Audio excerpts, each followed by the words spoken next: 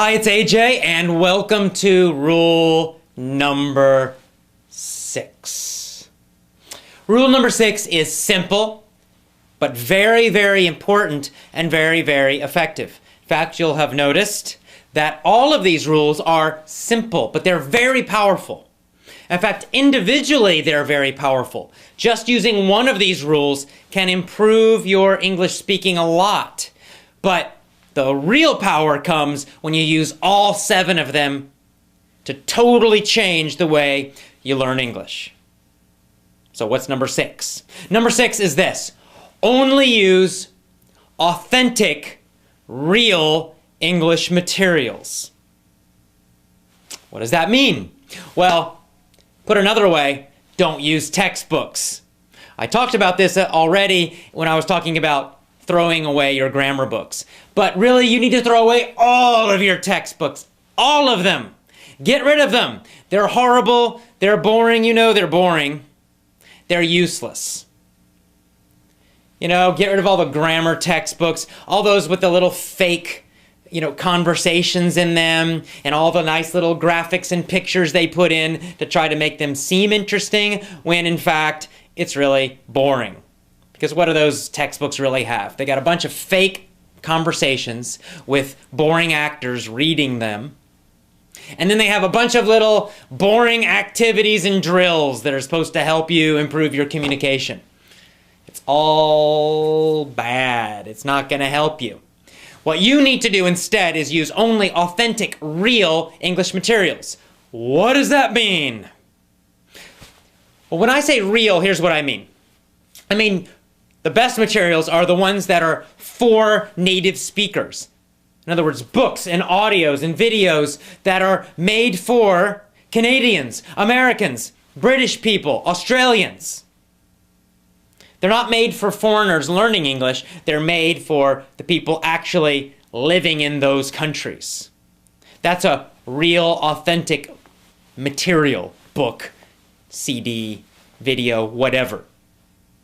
You can also use materials that are very, very, very, very similar or very, very close to real materials. For example, there are some really good books out there, storybooks, that they're about real stories, written about, like little novels, little short novels, but they're using a little bit simpler English so that people who are learning English can understand them a little more easily. But it's not a textbook. It's a real story. Some of them have audio, so it's like a real audio book, real interesting information. It's not, a bunch of rules and stupid activities and fake conversations. So those kind of materials are also quite good. That's what I mean when I say real materials. Real. And let me give you an example of this. Let's say you wanted to improve your reading, your English reading skills. Now, there's 2 ways to do this.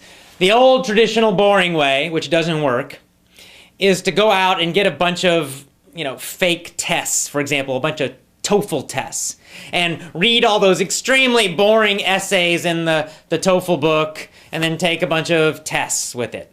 Or you could get some reading comprehension textbook.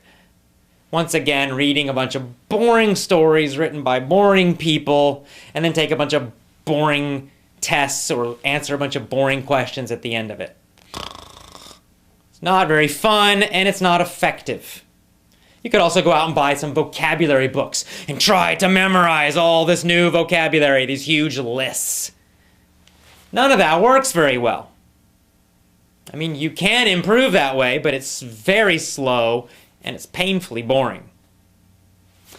A much better way, and the research shows a much more effective and powerful way, is to read easy stories, to read easy novels.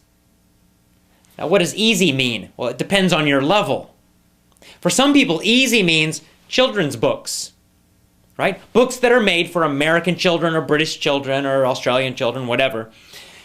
But they're not made for foreign students. They're made for the local people, but they're at an easier level because they're for children. For you, for a lot of people watching this video, probably I would say easy novels for young adults. For, older elementary school children or middle school children or high school level. Depends on what your level is. So when I say easy, I usually mean you should understand about 95% of the words without a dictionary. So then you can easily guess the other 5%. I've mentioned this before. So if you wanted to improve your reading, what you would do is you'd go out and you would read as many of these novels as you could. You could read magazines, easy magazines for kids or for young adults. And read lots of them. You could read a lot of novels. There's lots of those novels for adolescents. Adventure novels, romance novels. And they're for young adults, so they might be a little bit not really for total adults, but it's much more interesting and fun to read those than textbooks, I promise you. And you would read lots and lots and lots of them, and as you did that, your vocabulary would increase. Your reading comprehension would increase very quickly. Your reading speed in English would improve very, very quickly. And soon, in just a few months, those kinds of books would be super easy for you. And then you could start reading more difficult material. Maybe you would start reading, high school level novels and stories. And you'd read lots and lots and lots of those. If you like romance, you'd read romance books. If you like adventure, you'd read adventure. If you like science fiction or fantasy, you'd read those kind of books. If you like nonfiction, well, you'd read a lot of nonfiction. But it would be real books. And then eventually those would feel easy. It happens quite quickly, in fact. If you read every single day like that, you improve quickly. And then you could go up to adult level novels. You could read books by, famous best-selling authors, John Grisham, Stephen King. Again, depends on your interest. Always choose things that you personally like and enjoy. And by reading lots and lots and lots of those books, reading lots and lots and lots of Stephen King books, for example, or John Grisham books, your reading would improve so fast, so powerfully, and so much faster, so much more powerfully than someone who's trying to learn from textbooks and reading comprehension books and vocabulary books.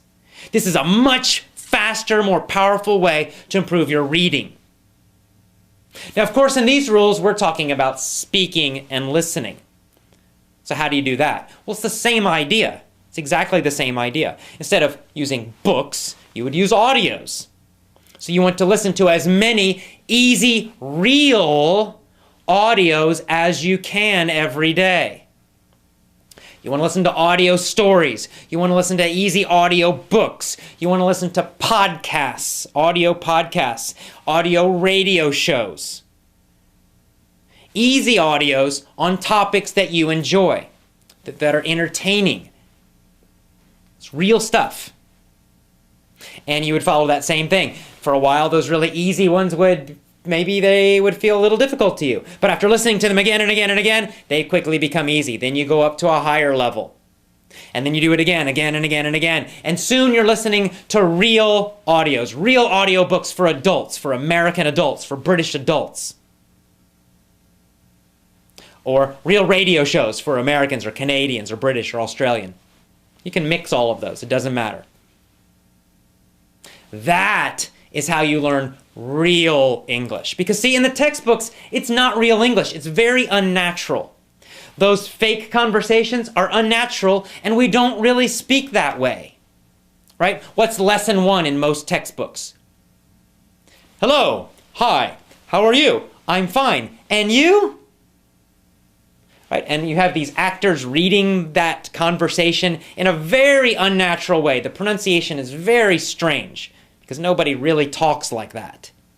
And in fact, in the United States, when you meet someone the first time, you will almost never hear that kind of conversation. People really say things like, "How you doing? What's up? Nice to meet ya."